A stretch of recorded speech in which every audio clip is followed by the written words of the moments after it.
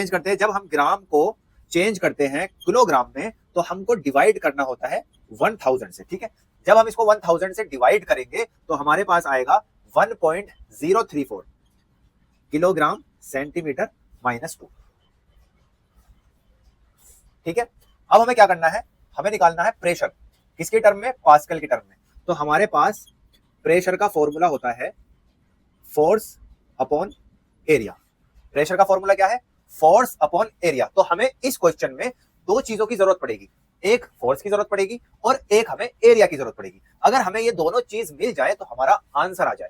तो अब क्योंकि इसमें डायरेक्टली फोर्स भी नहीं दे रखा, डायरेक्टली एरिया भी नहीं दे रखा, तो हमें फोर्स भी निकालना पड़ेगा, एरिया भी निकालना पड़ेगा। तो अगर हम जानते हैं फोर्स बराबर होता है m इंटू जी, मास की वैल्यू हमें दे रखी है 1.034, कितनी दे रखी है 1.034, जी की वैल्यू आप जानते हैं 9.8। जब आप इन दोनों को कैलकुलेट करोगे तो आपका आंसर आएगा 10.13 न्यूटन।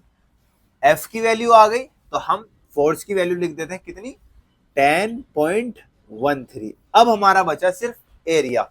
तो एरिया, क्योंकि इसके अंदर एरिया भी नहीं दे रखा, चलिए एरिया निकालते हैं। आप जानते हैं 1 सेंटीमीटर बराबर होता है 10⁻⁻² मीटर।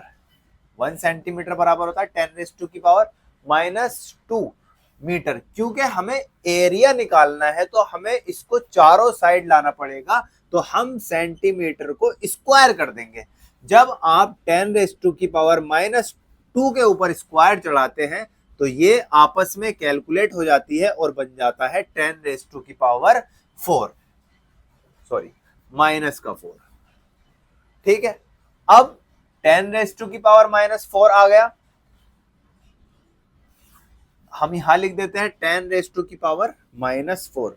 जब आप इसको कैलकुलेट करोगे तो ये पावर ऊपर चली जाएगी, 10.13 इंटू 10⁻⁴, क्योंकि हमें जो निकालना था किसकी टर्म में निकालना था, पास्कल की टर्म में, तो ये हमारा आ जाएगा पास्कल। तो प्रेशर बराबर 10.13 इंटू 10⁻⁴ पास्कल, यही हमारा फाइनल आंसर है बिल्कुल सिंपल।